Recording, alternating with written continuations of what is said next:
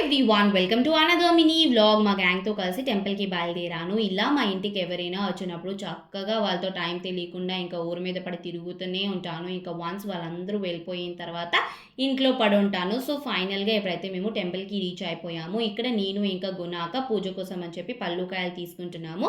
ఎవరైనా గుడికి వచ్చినప్పుడు ఫస్ట్ లాన్కి వెళ్ళి మంచిగా దర్శనం చేసుకోవాలి అని అనుకుంటారు, కానీ మా అక్కకి మాత్రం అలా ధ్యాస అంతా తిండి మీదే ఉంటుంది.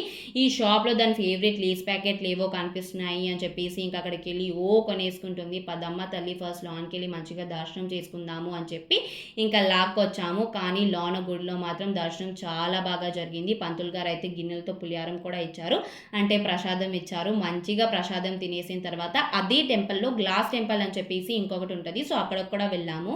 ఈ వీడియో నచ్చినట్లయితే మా చెల్లి ఛానల్ని సబ్స్క్రైబ్ చేసుకోండి, లైక్ చేయండి, షేర్ చేయండి, బెల్ ఐకాన్ కొట్టడం మర్చిపోకండి. అంతే, బాయ్ బాయ్.